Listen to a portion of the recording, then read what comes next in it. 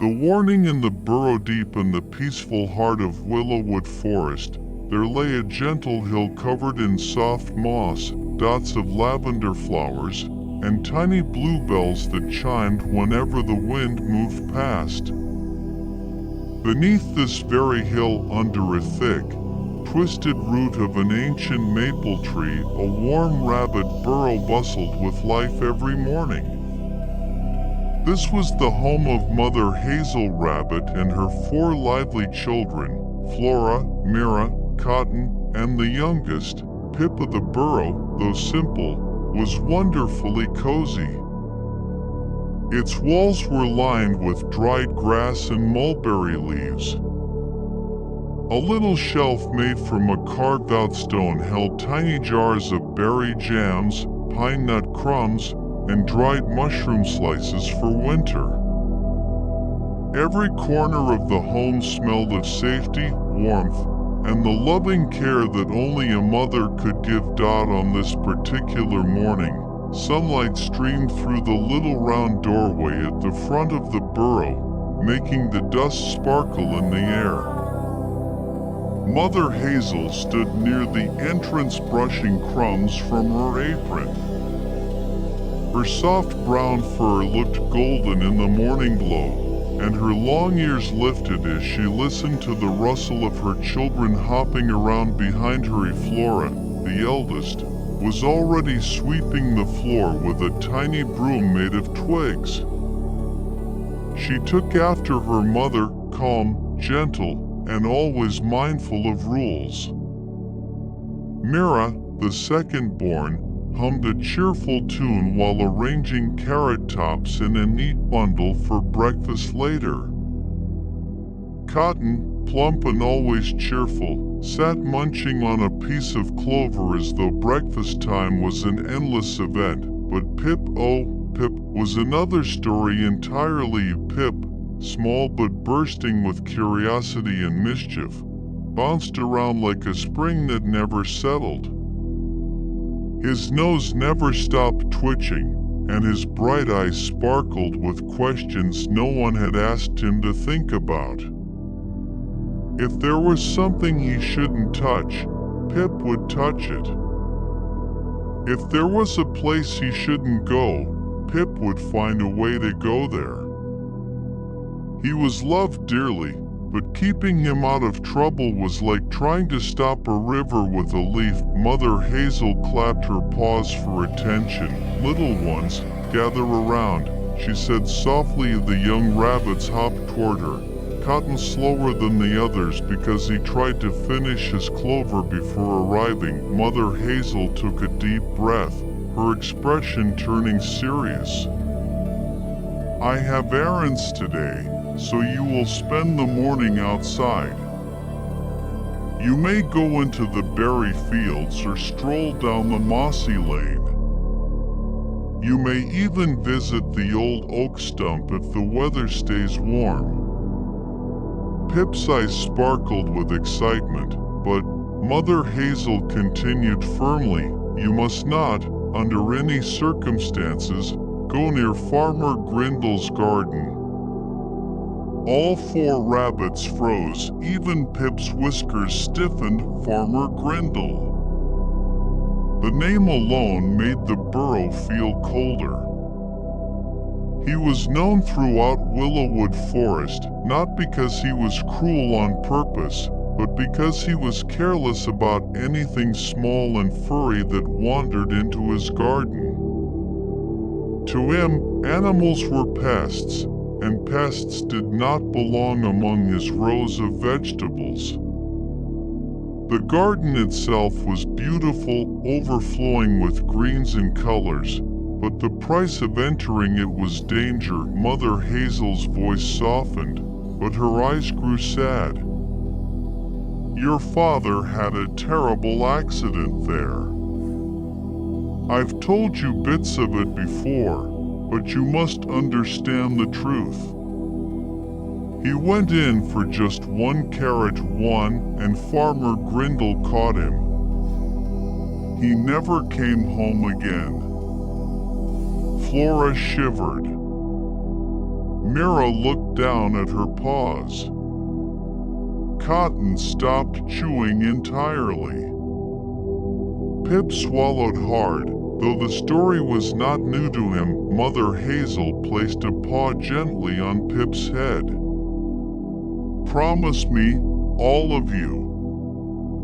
No matter how tempting the vegetables might smell, you will not go near that garden. We promise, Mother, said Flora. We promise, Mira echoed. Cotton nodded quickly. Yes, Mother. Pip hesitated for just a moment, not because he intended to disobey, but because his mind was already imagining rows of crisp lettuce and shiny beans glistening with dew. Still, he finally said, I promise. Mother Hazel sighed in relief, though a part of her new promises from Pip were soft things that melted easily. She straightened her apron, picked up her cloth shopping basket, and leaned her wooden-handled umbrella against her shoulder. I'm off to the baker's hut now.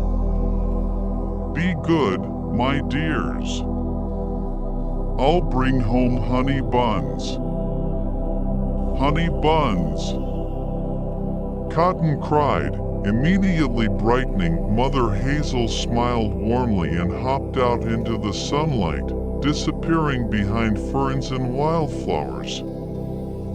The moment she was out of sight, Flora turned to the others. Come on, let's gather berries before the sun gets too warm. If we fill Mother's basket with something nice, she'll be happy. Mira clapped her paws. I know the best patch. There are big ripe blackberries this time of year. Cotton hopped in excitement, already dreaming of the taste of them, but Pip was not listening to his siblings. His nose twitched one way, then another. The breeze carried a scent: fresh vegetables, crisp greens, sweet peas, earthy carrots. The scent came from a direction he knew well, the forbidden direction. Pip's paws tingled. His heart fluttered. His promise felt like a loose thread tugging gently as he moved. Flora noticed the look on his face. Pip, don't even think about it. I'm not. Pip lied immediately, crossing his paws behind his back. Pip, Mira warned gently, we told Mother we'd be good. I am good. Pip insisted. I just want to look around. Cotton blinked. Look around at what? Pip shrugged, trying to sound casual. You know, stuff. Forest stuff. But none of them were fooled. Flora stepped closer. Come with us. Please. We'll find berries together. Pip nodded, though his eyes drifted toward the forbidden path. The three good rabbits hopped ahead toward the berry patch, humming a cheerful tune. Pip followed behind for a few steps, then slowed, then stopped. The breeze blew again. Stronger this time. The vegetables smelled even sweeter. Pip closed his eyes, just one peek. He opened his eyes and glanced toward his siblings. They were already far down the lane, laughing and hopping without looking back. Pip's tiny heartbeat thumped with wild temptation. One little peek won't hurt, he whispered to himself. Just a tiny one. And then I'll go back. I promise. But promises, especially small ones, can slip away like sand through paws. Pip turned and hopped as quietly as he could down the thin winding path shaded by tall ferns. The path grew narrower, and branches curled overhead like secret arches leading him somewhere he knew he shouldn't be. The air changed. It smelled of moist soil, crushed leaves, and freshly watered vegetables. Pip's stomach fluttered with excitement and nervousness. Soon, the crooked wooden gate came into view. Its paint was chipped, and one hinge hung loose. Grass poked through gaps beneath it, just big enough for a small rabbit, particularly one as determined as Pip. Pip approached the gate hesitantly. "This isn't really breaking the rules," he whispered. "I'm not in the garden yet. I'm only looking." But the moment he said this, he was already wriggling under the gate. His fur brushed the wood, his whiskers bent, and with a final wiggle pop, he was inside. The garden stretched before him like a dream. Rows of emerald lettuce sparkled with dew. Plump tomatoes glowed like tiny suns. French beans curved gracefully along their vines. Radishes peeked out like hidden treasures. Pip's eyes widened so much they nearly doubled in size. "Oh my," he hopped forward carefully, almost reverently, as though he had entered a palace rather than a vegetable patch. He took one lettuce leaf, then another, and another. Soon he nibbled beans, crunching their sweetness. He munched radishes until his tummy felt pleasantly full, but Pip did not stop. Curiosity tugged him deeper. Every color and smell was new, forbidden, exciting. He forgot time, he forgot his promise, he forgot everything. But he did not realize something very important. Farmer Grindle was in the garden too, and Pip, with his back turned, did not yet know that trouble was about to find him. Danger in Farmer Grindle's garden. For a little while, Pip forgot he was doing anything wrong at all. The world inside Farmer Grindle's garden felt too magical, too delicious, too perfect to belong to danger. The air was full of the scent of damp earth and fresh leaves. Tiny water droplets sparkled on cabbage heads like beads of glass. Bees hummed lazily between patches of flowers. Somewhere in the distance, a rusty windmill creaked like an old song. Pip hopped from row to row, his paws sinking softly into the soil. He stretched his neck to nibble the tops of carrots that had grown plump and bright beneath their feathery leaves. He chewed on a handful of crunchy peas straight from their pods. He pulled up a radish and bit into it with a sharp, peppery crunch that made his nose wrinkle in surprise, but then he giggled, because the taste was exciting, and the forbidden always felt twice as delicious. His belly grew rounder with each bite, but still he hopped on. "I'll just look over there," he told himself, though no one was listening. "Then I'll go back. Really this time." He moved past the neat row of lettuce and into a part of the garden where tall bean poles rose like thin green giants, strings and vines wrapped around them in climbing spirals.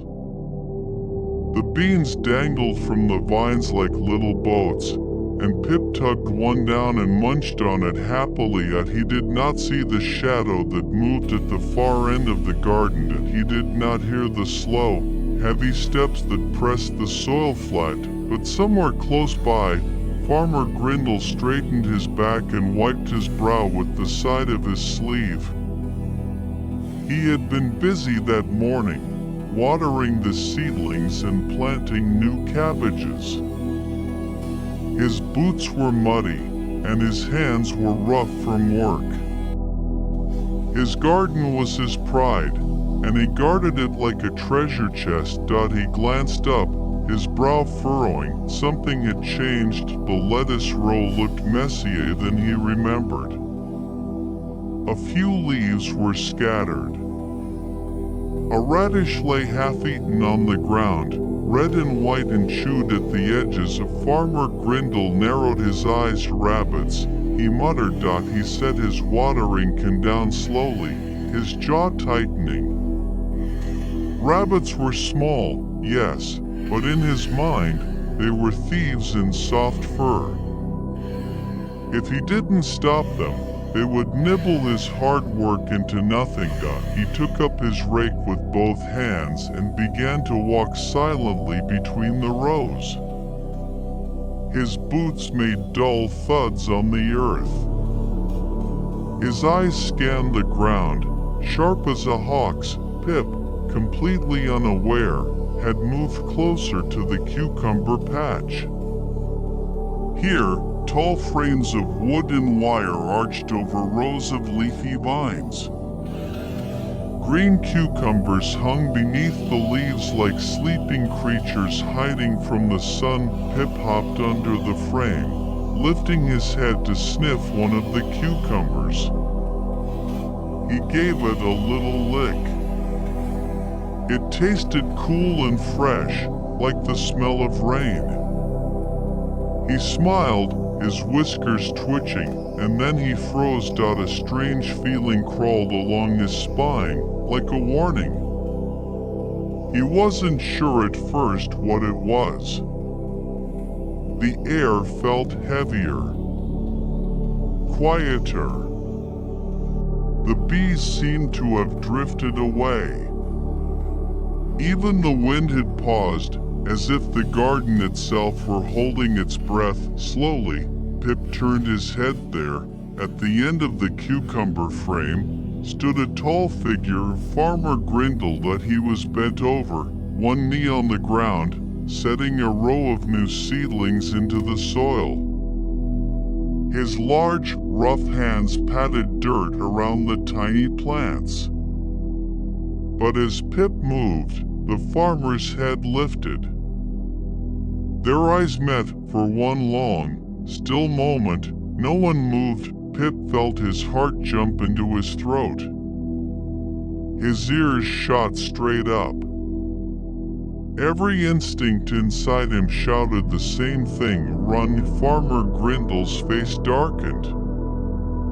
He saw the small rabbit, round-bellied and guilty, standing amid the scattered leaves of his hard work. "H-Y," he shouted, his voice booming across the garden.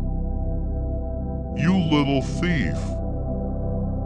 He dropped his seedling and scrambled to his feet, snatching up his rake.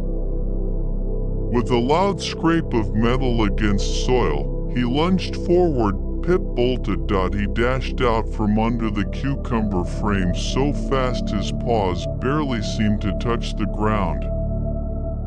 His ears lay flat against his back, and his heart hammered in his chest like a wild drum. "Stop! Get out of there!" Farmer Grindle roared, thundering after him. Pip zigzagged between rows of spinach and carrots, his feet kicking up dirt behind him. He tried to remember which way he had come, but everything suddenly looked different. Every row was tall and leafy. Every patch looked the same. The gate, the precious gate, had vanished from his memory. "Oh no, where is it?" he cried to himself. Breathless, he tried to squeeze between two cabbage heads, but his round little belly bumped into one, and he bounced backwards. Behind him, Farmer Grindle's boots pounded the ground. "I'll catch you yet, you greedy little pest," the farmer shouted, swinging the rake to block Pip's path. Pip turned sharply, his paws slipping in the dirt. He shot toward another row, this one lined with potatoes. In his panic, he stepped right into a soft, loose patch and his front paw sank deep, but he toppled forward and slid, flinging soil everywhere. One of his little shoes, patched and tied neatly that morning by Mother Hazel, slipped off and vanished into the potato mound. But Pip didn't stop to look for it. He yanked his paw free and scrambled back to his feet, gasping as he ran. His other shoe slapped against the ground clumsily. It had come loose in the chaos. When he leapt over a pile of weeds near an overturned bucket, that shoe flew off too, landing upside down near a row of beetroot. Bare pawed now, Pip ran faster, the earth cool and damp against his feet. He darted around a barrel and under a sagging rope where gardening tools hung on rusted hooks. Behind him, Farmer Grindle huffed and puffed, angry and tired. He was not as fast as a rabbit, but he was determined. Pip's lungs burned. His head spun. He could feel fear racing alongside him, hot and sharp. If he could just find the gate. If he could just remember which corner it was in. The garden, however, seemed to twist and stretch, becoming a maze of green. Pip took a wrong turn. Instead of open space, he found himself trapped between a patch of gooseberry bushes and a pile of stacked crates. The gooseberry bushes bristled with prickly thorns, their leaves hiding fat berries that shone green in the light. He swallowed hard, turning left and right. On a way out. He darted toward the crates, hoping he could squeeze between them, but as he leapt, his jacket caught on something. There was a sudden, sharp tug. He yelped and stumbled. The edge of his blue jacket had snagged on one of the low-hanging gooseberry branches. The thorn had hooked neatly through the cloth, pinning him in place. Pip pulled forward. The jacket held him back. He tried to move backward. The thorn dug deeper. He squirmed, twisted, tugged, and wriggled, but each movement only pulled the fabric tighter. The more he struggled, the more stuck he felt. Pip's eyes filled with tears. "Oh no," he whispered, "I'm stuck. I'm really stuck." He tugged again, harder this time. The collar dug into his throat. He stopped, gasping. In the distance, the heavy steps grew louder. If Farmer Grindle was coming. Pip's breathing turned into quick, panicked gasps. His ears shook. His little paws trembled. He gave up trying to move and squeezed his eyes shut. "I shouldn't have come," he sobbed softly. "Mother told me. Flora told me. I promised. I promised." Tears rolled down his cheeks and fell onto the soil. For a moment, the only sounds were his quiet sobs and the rustle of leaves overhead. Then he heard something else. A quick, fluttering sound. The beating of small wings. Pip opened his eyes. Above him, perched on the branches of the gooseberry bush, were 3 little brown sparrows. Their heads tilted from side to side as they observed him, their dark eyes bright and curious. One of them chirped sharply, as if scolding him. I know, Pip sniffled. "I shouldn't have come here." Another sparrow fluttered down a little closer and hopped along the branch near where his jacket was caught. It pecked at the fabric curiously, then at the thorn. Pip stared. Can you help me?" he asked in a shaky voice, even though he knew birds didn't speak his language, but the sparrows seemed to understand his fear, if not his words. They grew more animated, hopping and fluttering and chattering loudly. One of them pecked again at the thorn, another tugged at a loose thread of the jacket, and the third flew upward, circling as if keeping watch. The loudest sparrow chirped and chirped, as if shouting encouragement. "Come on," Pip whispered, trying not to move too much. His heart pounded as the footsteps grew louder. Farmer Grindle's shadow stretched across the garden as he turned into the row where the gooseberry bushes grew. He spotted the place where soil was disturbed, where tiny paw prints were pressed deep, where a trail of chewed leaves led. "There you are," he growled. Pip sucked in a breath, his whole body stiffening. Farmer Grindle stepped toward the bushes, raising his rake slightly. "Thought you could sneak in and feast on my vegetables, did you? Well, I've got you now." At that very moment, the sparrow who had been working on the jacket gave a particularly strong tug at a loose thread. The fabric slid. The thorn slipped free. Pip lurched forward. For a second, his jacket held on by the last bit of cloth, then it tore loose completely. He fell to the ground and rolled, startled but free. Without thinking, he scrambled up and dashed forward, leaving the blue jacket hanging from the gooseberry bush like a tiny flag of surrender. "Hui!" Farmer Grindle shouted as he saw the rabbit burst from the shrubbery. Pip darted beneath the bushes, the sharp thorns scratching lightly at his fur as he passed. Farmer Grindle swung the rake, but it caught only leaves and branches as Pip slipped through a gap too small for a human foot. The sparrows burst into loud, excited chirping, swooping low in front of the farmer's face. They flapped their wings rapidly, circling and diving, trying to confuse him. "Out of my way," he barked, swatting at the birds with one hand as he tried to chase the rabbit with the other.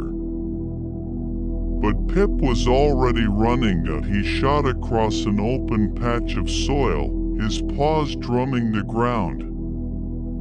His chest burned, and his eyes watered from the mix of fear and wind. But he did not dare slow down. He dashed past the spot where he had dropped his second shoe.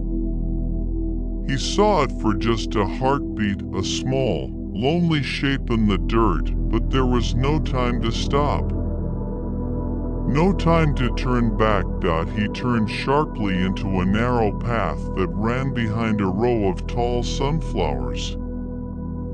The flowers towered above him like golden-faced giants, their wide petals open to the sun.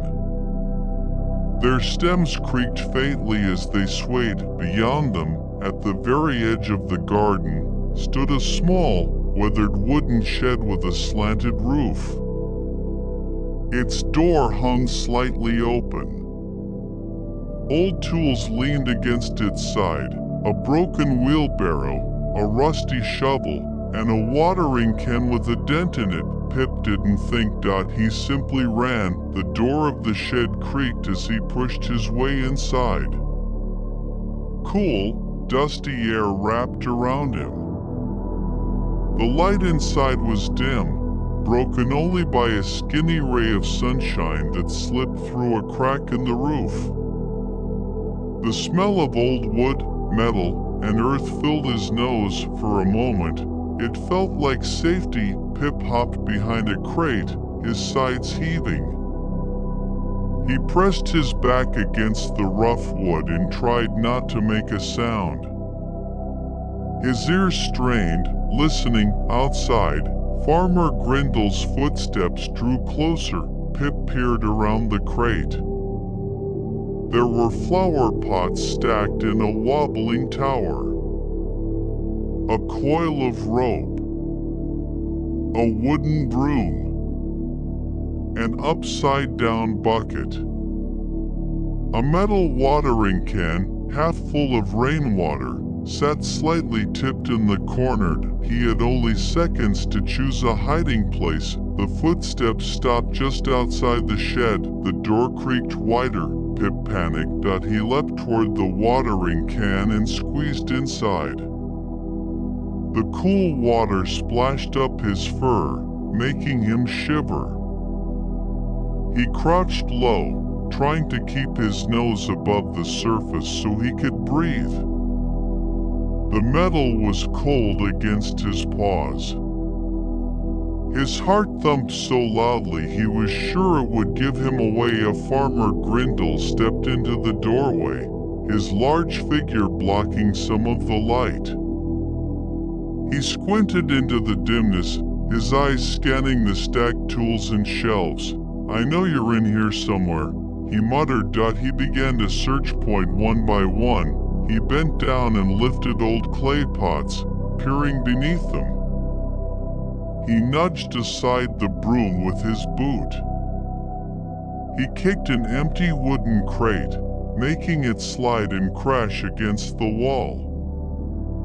The noise made Pip flinch. Water rippled softly inside the can. If Farmer Grindle's head snapped in that direction. He walked toward the corner where the watering can. Saturday. Pip held his breath, his tiny body trembling. The farmer reached out and nudged the can with his foot. It rocked slightly, a thin splash echoing inside him. He grunted. Pip's nose twitched. Tiny bubbles rose around his whiskers. The farmer frowned and leaned down, his fingers reaching for the handle of the can. At that exact moment, a drop of water slid into Pip's nose. He tried to hold it back. He tried so hard, but the tickle was too strong. Shoo! Pip sneezed. The sound was small but clear in the quiet shed. Of Farmer Grindle's eyes widened. He shouted, grabbing the handle and yanking the can upward. Water sloshed everywhere as the can tipped sideways. Pip spilled out with it, tumbling onto the floor in a wet, shivering heap. Droplets flew across the wood, and a muddied print of his paw smeared the boards where he tried to stand. "There you are." Farmer Grindle barked, stomping forward. Pip didn't wait to see what he would do. He sprang to his feet and shot toward the nearest light, the small square window in the back of the shed. The gap was narrow, barely big enough for a rabbit. But fear is a powerful thing. Pip hurled himself forward, his paws scratching on the wood as he scrambled up. The frame scraped his sides. A loose nail snagged a bit of fur from his tail as he squeezed through with a desperate wriggle. Behind him, Farmer Grindle's boot crashed down where Pip had just been. The wooden floor shook from the impact, but Pip was already outside, tumbling into a patch of soft dirt and scattered flower petals. He rolled once, twice, then sprang up and ran without looking back. He ran past the sunflowers, past the barrel, past the place where his jacket now hung, lonely and torn, in the gooseberry bush. He ran until the trees on the far edge of the garden began to show through the gaps in the fence. Somewhere ahead, beyond the rows and the fear and the shouting, there had to be an exit. He just had to find it.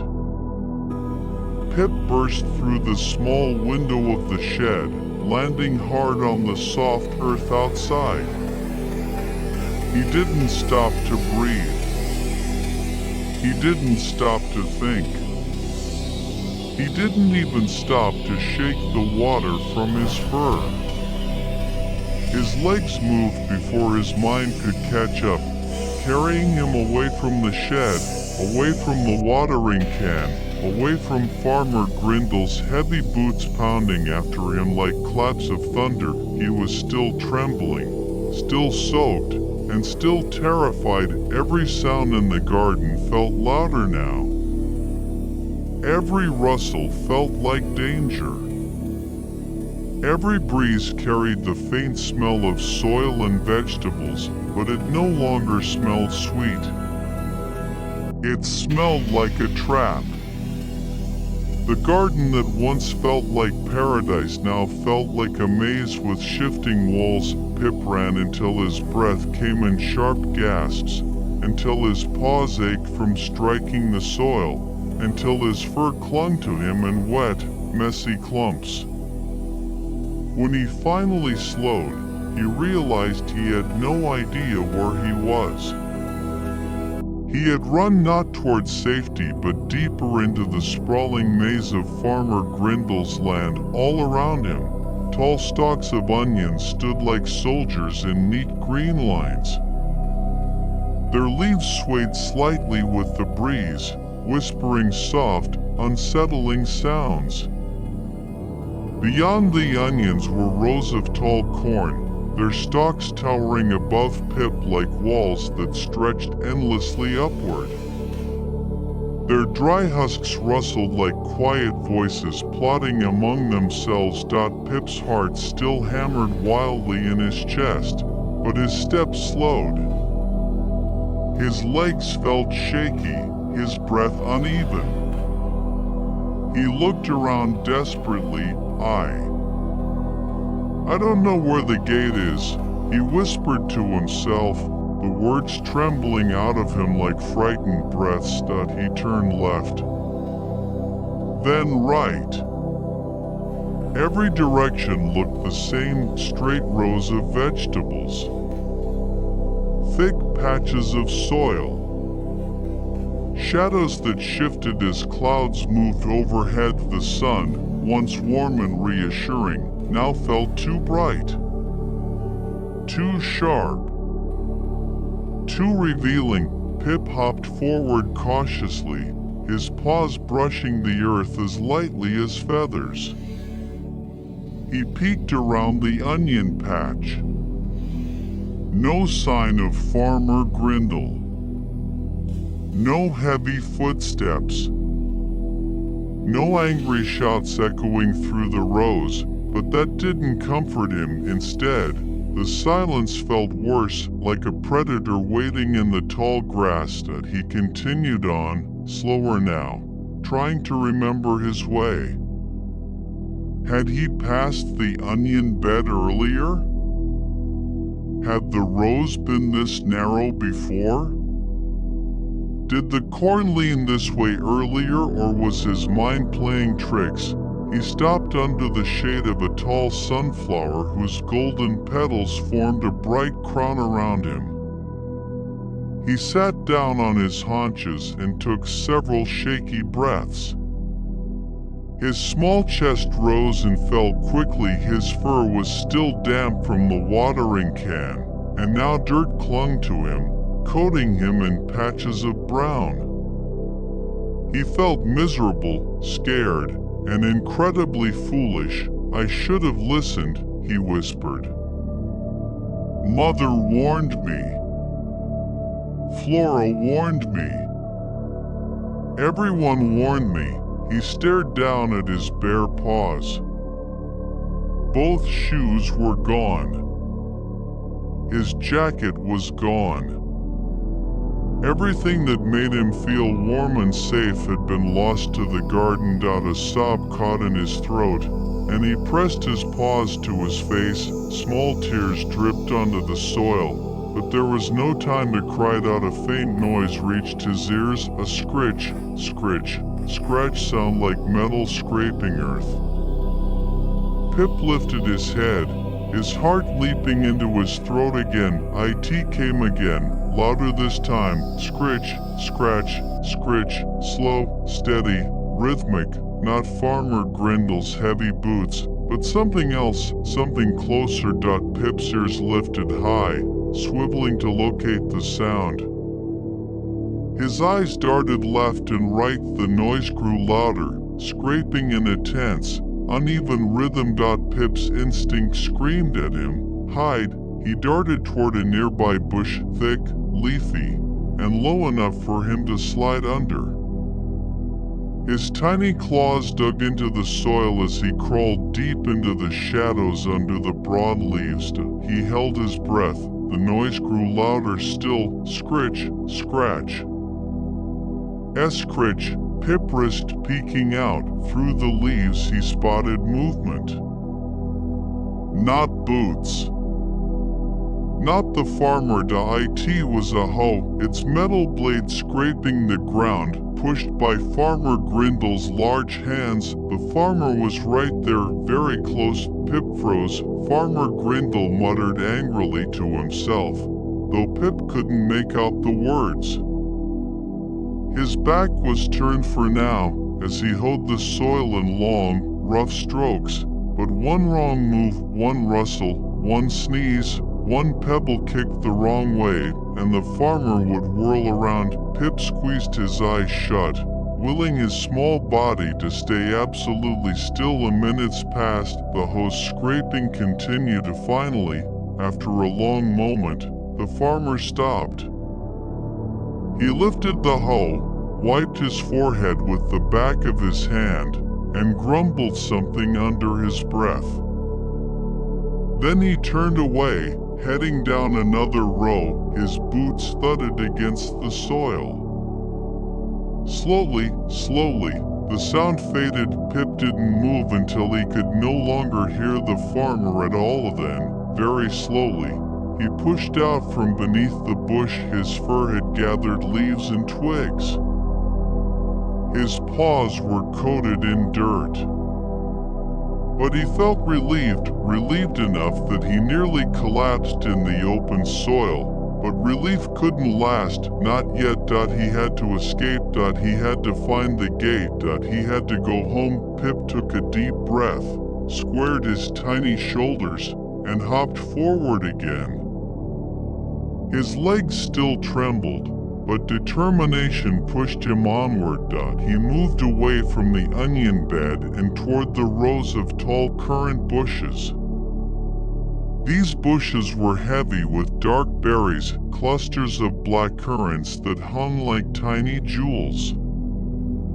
They brushed against Pip's fur as he passed, leaving faint purple streaks on him. The bushes grew thick near the edges of the garden, and when Pip pushed through a particularly dense patch, he found himself at the base of a small stone wall. He gasped.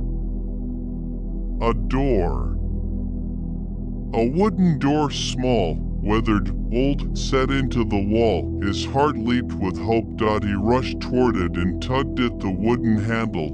It didn't move. He pulled again. Still nothing. The door was locked tight. Pip pressed his cheek against the wood. "Please," he whispered softly. "Please open." But doors didn't open for begging, and this one certainly wasn't going to open for a frightened little rabbit. He looked down. There was a tiny gap beneath the door, barely tall enough for a beetle to crawl under. No good, Pip murmured sadly. He stepped back, scanning his surroundings. That was when he noticed the old field mouse. She hurried back and forth across the stone doorstep, carrying peas and beans in her tiny paws. Her whiskers twitched impatiently as she tried to squeeze through a narrow crack in the wall with her load. Pip's eyes widened in relief. Someone who lived here, someone who might know the way. He hopped toward her. Excuse me, he called softly. The mouse paused, her cheeks bulging with peas. Pip tried again, louder this time. "Ma'am, could you tell me how to find the gate? Please? I'm lost, I'm very lost." The mouse blinked at him, but her mouth was far too full to answer. She shook her head rapidly, squeaked something unintelligible, and hurried through the crack in the stone wall. Pip watched her vanish, his small hope crumbled again. Tears filled his eyes. He sniffed and wiped his face. Don't cry, just keep going, he whispered shakily. He turned away from the locked door and began hopping across the garden again, though now his steps were slower, heavier. His breath came in small hiccups as he tried to keep himself from sobbing. The garden began to blur around him, not because it changed, but because his eyes were wet. He blinked several times, trying to clear his vision. He stumbled, his paw caught on a clump of soil. He nearly fell, but steadied himself at the last moment. I don't know where I am, he whispered miserably. I don't know which way to go. As he wandered, the sunlight shifted behind clouds. Shadows lengthened. The garden grew dimmer, colder, and somehow larger. Minutes stretched into what felt like hours. Eventually, he reached the edge of a large pond. Water shimmered gently in the afternoon light. Pip stood still, staring at the smooth surface, but the pond wasn't emptied. On one of the stones near the edge sat a white cat. Her body was sleek, her tail curled around her paws. She stared into the pond with unblinking eyes, watching the goldfish swim lazily beneath the surface. Every few seconds, the tip of her tail twitched sharply, as though flicking at an invisible fly. Pip froze. He did not move. He remembered well the stories his cousin Benjamin had told him. Stories about cats. Stories with sharp claws and sharper teeth. The cat had not seen him yet, but she could. Any second. Pip backed away slowly, careful not to rustle the grass. He did not dare breathe. He did not even blink until he had put several rows of tall plants between himself and the pond. Only then did he let out a shaky breath. Not the cat, not her. I have to get out. I have to. He moved on, more determined than before, but also more exhausted. His paws hurt. His tail was sore. His fur was stiff with dried water and dirt. His stomach churned from the radishes and beans he had eaten earlier. And worst of all, fear wrapped around him like a cold blanket. He made his way back toward the tool shed, thinking perhaps he could find the right row this time. Maybe if he stayed quiet, maybe if he kept to the shadows, he would see something familiar. Something that pointed home, but before he reached the shed, he heard it again: scritch, scratch, scritch. The hope. Pip ducked behind a bush, trembling. He peeked through the leaves. Farmer Grindle was right there, closer than before, hoeing onions with slow, forceful strokes. Dirt flew with each scrape. His back was turned, but if Pip made even one wrong move, just beyond the farmer, Pip saw something that made his heart leap. The gate, the rail gate, the one he had entered from. He recognized its crooked frame and peeling paint. He recognized the patch of wildflowers blooming near it. He was close. So close. Hope flooded him, warm and bright, driving away the coldness of fear for a moment. He just had to reach it, quietly, carefully. He climbed onto a small wooden wheelbarrow nearby. It was old and tilted slightly, but it gave him just enough height to peek over the rows of onions. From that height, he had a clear view of the gate. The farmer's back was still toward him. This was his chance. He climbed down from the wheelbarrow as quietly as he could. Every muscle in his body vibrated with tension. He moved slowly, slowly, then faster. A little faster. Then faster still. When he reached the blackcurrant bushes, he didn't even try to move quietly.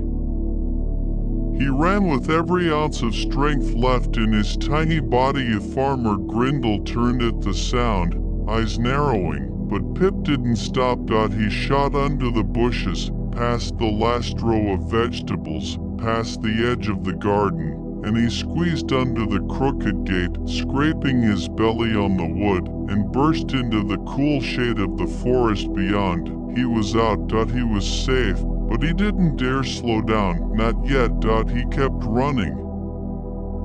Through the trees, over roots and fallen leaves, until the distant sound of Farmer Grindle shouting faded behind him like a bad dream carried off by the wind. Home at last. Pip ran until the garden disappeared behind him like a fading nightmare. He darted between towering ferns, crossed patches of moss that felt soft as blankets, and leapt over roots that twisted through the forest floor like giant wooden snakes. His breath came in fast, ragged bursts. His chest burned. His paws ached. But he did not stop, not even for a heartbeat. Fear still snapped at his tail like a hungry shadow. But he needed to get home. He needed his mother. He needed to be anywhere but Farmer Grindle's garden. The forest, once familiar and comforting, now felt huge and confusing. Every rustling leaf made him jump. Every shifting shadow made him flinch. Though the garden gate was far behind him now, the memory of Farmer Grindle's angry voice still rang in his ears. Thief! Come back here! Pip shivered as he sped through the trees. He passed a hollow log he recognized, then a stone shaped like a sleeping bear, then a cluster of mushrooms that glowed faintly in the afternoon light. These were familiar landmarks.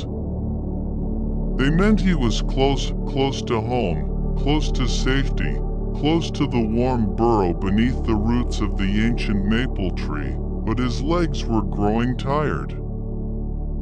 Very tired. He slowed down at last, stumbling onto a soft patch of moss. His breaths came in gasps. His fur, still damp from the watering can, clung to him uncomfortably. His paws were scratched and sore, and his belly felt both full and twisted from everything he had eaten earlier. He sat down, trembling. I want to go home, he whispered weakly. A gentle breeze drifted past, carrying with it a familiar scent, maple bark, dried grass, and the faint sweet smell of blackberry flowers from his family's favorite gathering spot. Home. He was close. Pip struggled to his feet again and continued forward, though each step felt heavier than the one before. The forest thinned. The light brightened. The ground dipped gently downward in a way he recognized instantly. Then, finally, through a veil of hanging vines, he saw it, the big maple tree, its roots curled into the earth like a giant's sleeping arms. Soft sand covered the burrow entrance. A small tunnel dipped into the ground where his family lived. Warm light flickered from inside, casting a golden glow on the sand. Pip's breath caught. He was home. He rushed forward, nearly tripping in his excitement, and tumbled across the sand. He slid to a stop just in front of the burrow entrance, panting and exhausted. He had never been so grateful to see anything in his life inside the burrow. voices echoed softly if Flora was saying, "I hope Pip found some berries." Mira added quietly, "He hasn't been gone too long, has he?" Cotton, always the gentle one, murmured, "Maybe he's hiding somewhere again." "You know how he is." Pip tried to call out, but his voice cracked. I'm home," he croaked softly. His sisters heard the faint whisper and rushed to the burrow entrance. Flora gasped. Myra's paws flew to her mouth. Cotton squeaked, "Pip." They all cried at once. They hurried toward him, touching his fur, checking his paws, helping him stand. Flora brushed leaves and twigs from his coat. Mira fussed over his dirty whiskers. Cotton gently lifted his paw to examine the scratches. "What happened to you? Where are your shoes? Where's your jacket? Why are you wet?" Pip wobbled, overwhelmed by their questions and their concern. Tears filled his eyes. He didn't know where to begin. He stuttered. "I went into the garden." His sisters froze. Flora whispered, "No." "Pip, you didn't." Pip nodded sadly. "I did. I'm sorry.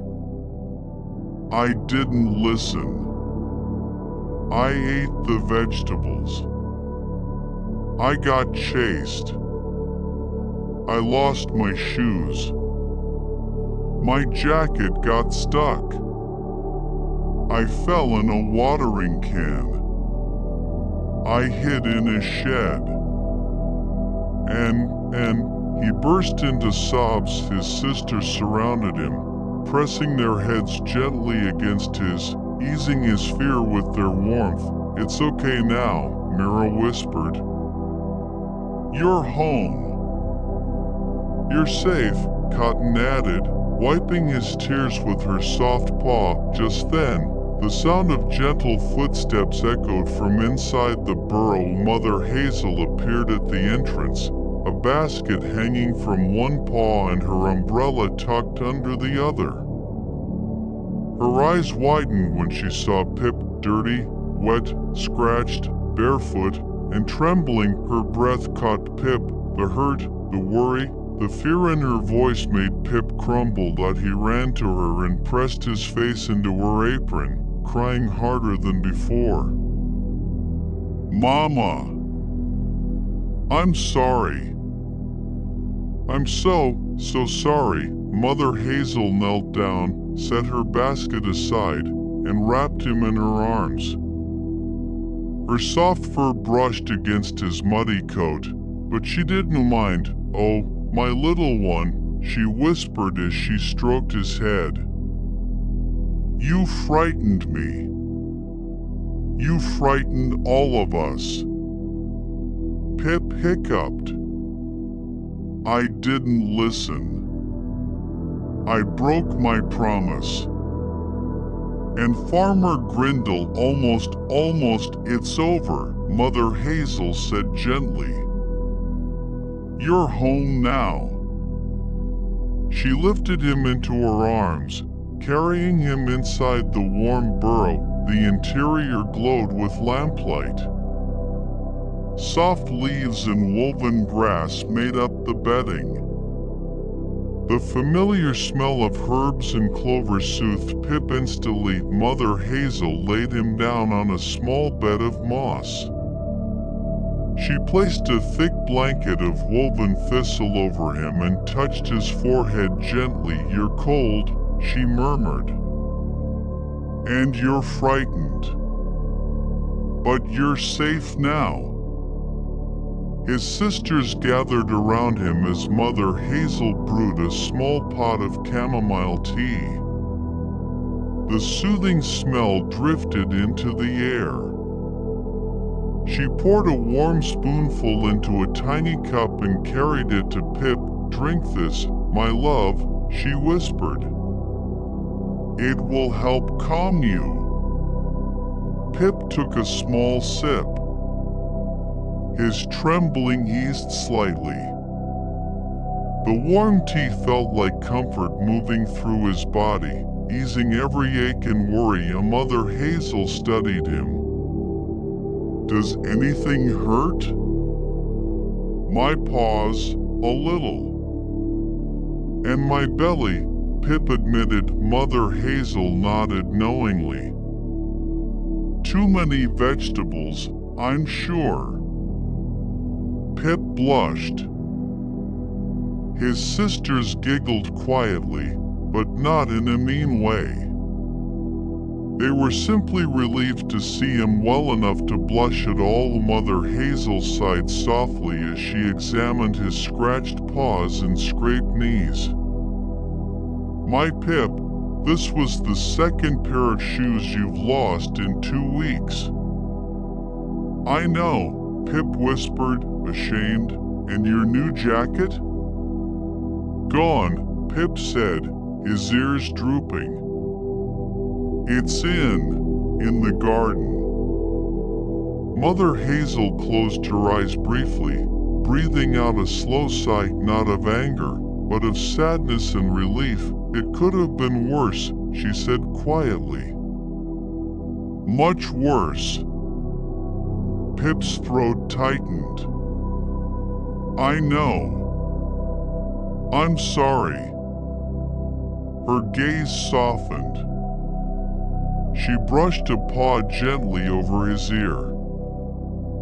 "I'm not angry that you lost your things, Pip. I'm scared because I almost lost you." Tears welled in Pip's eyes again. "I won't go back," he whispered. "Ever. I promise. This time I really mean it." His mother kissed the top of his head. "That is a promise I hope you keep, my darling." She tucked the blanket around him more securely and gave him another spoonful of chamomile tea. "One spoon at bedtime," she said softly. As Pip settled into the moss bedding, warm and safe, Flora, Mira, and Cotton gathered around the table that Mother Hazel had set. She placed a loaf of bread and a bowl of fresh blackberries before them. "We can all have supper now," she said quietly. "Pip will rest." The 3 sisters began to eat, but they kept glancing back at Pip with gentle smiles. He smiled weakly at them, his eyes half closed. Pip's belly felt warm now, not from fear, but from tea. His body felt heavy, but in a comforting way. His breathing slowed as his exhaustion finally began to catch up with him. Mother Hazel dimmed the lamp. The warm glow flickered softly across the walls. Pip closed his eyes, but before he drifted off to sleep completely, he heard the faint rustling of leaves outside. Probably just the wind. Maybe the sparrows. Maybe the quiet whisper of the forest settling in for the night. He took a deep breath. The burrow smelled like home, like safety, like love. As he drifted towards sleep, he whispered the promise again, softer this time. "I won't go back." And his mother, sitting beside him, stroked his paw and whispered, "I know." Outside, the maples swayed gently in the night breeze. The forest hummed softly. And Pip, safe in his bed, finally surrendered to the warmth and the quiet and the peace he had almost lost. The end.